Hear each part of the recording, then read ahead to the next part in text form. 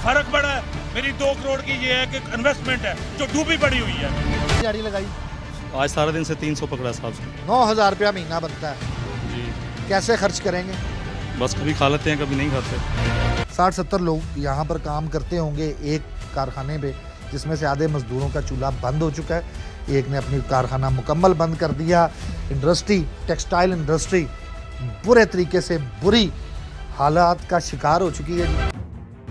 किरायों में इजाफे से बस अड्डे वीरान होने लगे, मुसाफिर बिल बिला उठे। इतना डीजल और पेट्रोल में इजाफा नहीं हुआ जितना किराए में इजाफा हो रहा है। पैसेंजर आए नहीं, गरीब आदमी की सवारी है, गरीब मर जाएगा, ब्याह क्या करेगा? नहीं होते, सारे दिन बैठे जैसे आते वैसे चल जाते हैं। बच्चों के लिए रोजी कमानी मुश्किल हो गई है। आप कह रहे हैं ठीक, कैसा ठीक है? ऐसा ठीक होता है? मैं अपनी मार्केट के हुकूक के लिए निकलूंगा। कुछ नहीं देता लॉलीपॉप देते, उन्हें नवे पाकिस्तान का लॉलीपॉप देता, इन्होंने की देता पुराने पाकिस्तान का लॉलीपॉप। गरीब आदमी पी गिरा गया अंदर।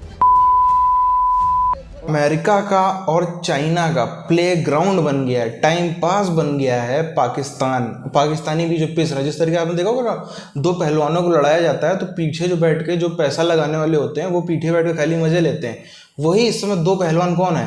पहला पहलवान है जो अमेरिका के हाथ में है पेट्रोल के, बिजली के दाम, प्राइसेस, वो अपने हिसाब से उसको बढ़ा रहे हैं। चाइना के हाथ में कौन सा पहलवान है? चाइना के पास में है बिजली की सप्लाई।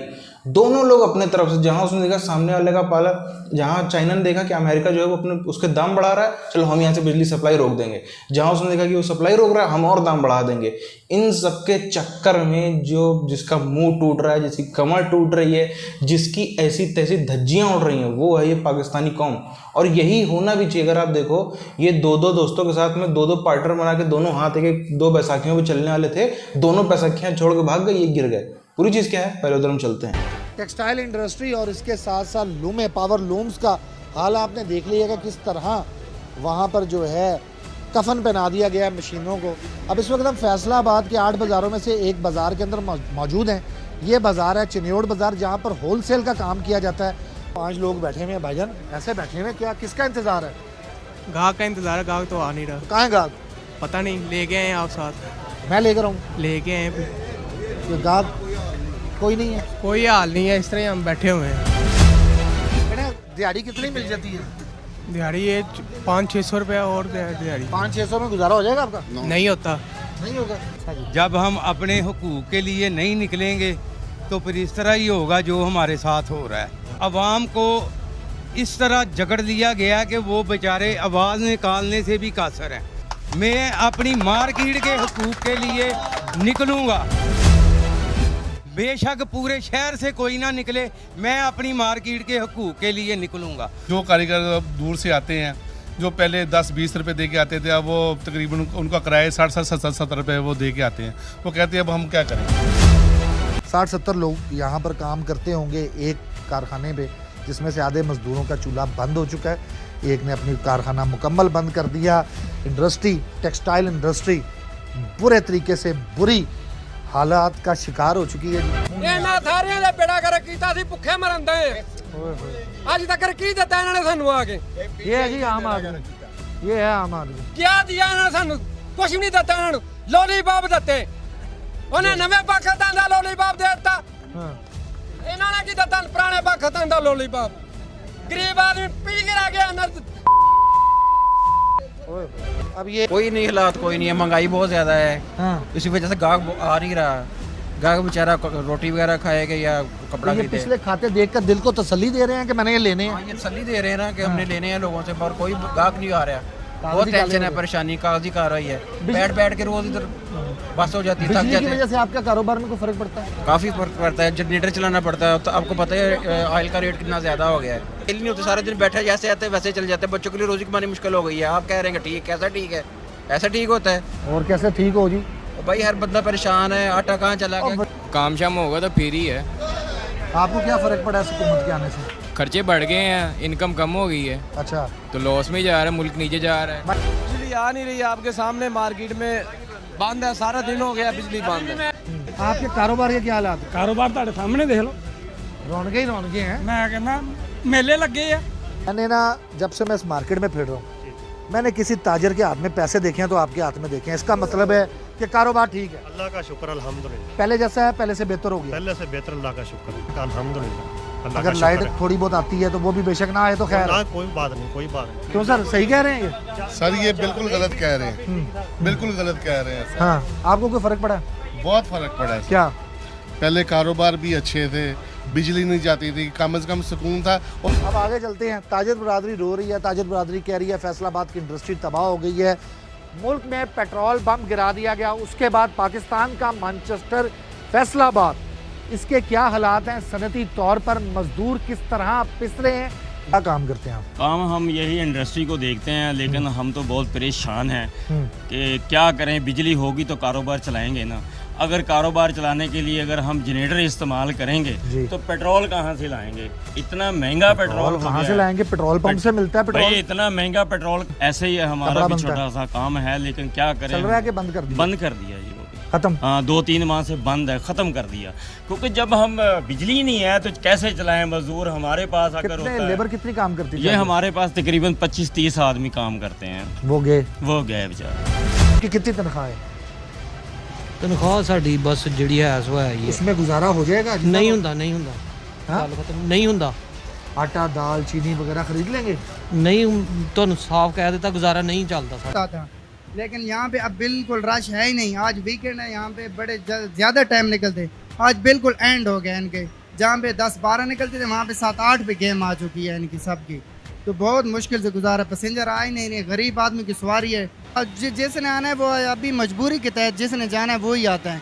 बाकी अभी वो वीकेंड वाला हिसाब ख़त्म हो गया कि जो जाते थे और आ जाते थे वो कम काम ख़त्म हो गया। अब ज़रा वो मजबूर आदमी जो आता है वही जा सफ़र करता है। 1 माह पहले 650 रुपये किराया था, अभी इन जालिम हुक्मरानों ने 850-900 रुपये किराया करवा दिया। ट्रांसपोर्टर भी यही कह रहे हैं कि हम मजबूर हैं, हम क्या करें। इसके आवाम को इसके ख़िलाफ़ निकलना चाहिए, इनके ख़िलाफ़ एक्शन लेना चाहिए। ये रात के अंधेरे में डाके डालते हैं। 3000 हो गया, 3500, पहले 2000 था। अभी क्या समझते हैं कि महंगाई कितनी बढ़ गई है? महंगाई होएगा, ये तो नहीं है, बढ़ गया। गरीब बंदा किधर जाएगा? ये समुद्री से मैं अभी आ रहा हूँ लाहौर में, तो पहले 500 रुपया किराया था और उसका 180 किलोमीटर सफ़र है, 180 किलोमीटर। और मैं अभी मेरे पास ये है 800 रुपया किराया दे गया हूँ। 500 से 800 रुपया किराया हो चुका है। आम आदमी क्या सोचेगा?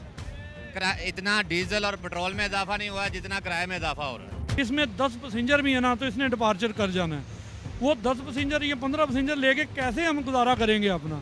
तो ये सोचने पर मजबूर हो गए हैं कि यहाँ तो बसें बंद कर दें, खड़ी कर दें। ना होता है आपके सामने सूरत हाल है। मैं आगे भी ये कह रहा हूँ कि जुमे वाले दिन हमारे पास बसें नहीं होती, पैसेंजर इतना ज़्यादा होता है। आज जुमे वाले दिन ये सूरत हाल है कि बसें खड़ी हैं और पैसेंजर नहीं है। ठीक है, तो किराया बढ़ाएं भी तो पैसेंजर नहीं अफोर्ड कर पा रहा। अगर अमेरिका जो है वो ताइवान की ज़्यादा मदद करता है, वो क्वाड को और मजबूत करता है, या किसी भी तरीके से चाइना के खिलाफ में कार्रवाई करने की प्लानिंग भी बनाता है, इधर चाइना जो है वो पाकिस्तान में अपना खेल दिखा के या तो बिजली रोक देगा या कुछ कर देगा, पाकिस्तान को तड़पा देगा। उधर आप देखो चाइना कुछ भी करता है, चाइना कोई भी हरामी बन करता है, कोई भी साजिश करता है, कुछ भी अपना किसी तरीके से चरित्र का प्रदर्शन करता है। उधर अमेरिका देखो इनके प्राइस बढ़ा देगा, इनके दाम बढ़वा देगा जबरन। यही चीज़ है, दोनों लोग जो हैं बड़े मज़े से एक दूसरे को एंजॉय कर रहे हैं। अमेरिका और चाइना बड़े मज़े से मस्ती मार रहे हैं, बड़े मज़े से अपना जो है वो उनका एंजॉयमेंट चल रहा है। इसको लड़ाए पड़े हैं, इसको गुद्दम इसको पूरा वो इसकी ऐसी तैसी हुई पड़ी, पूरे फैल गए वहीं पे।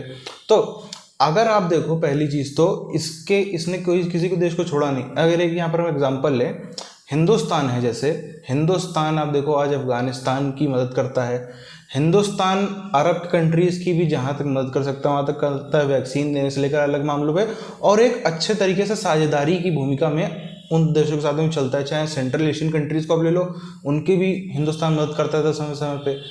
पाकिस्तानियों की क्यों नहीं करता, ये एक बहुत बड़ा कारण है और इसको समझना भी बहुत ज़्यादा ज़रूरी है।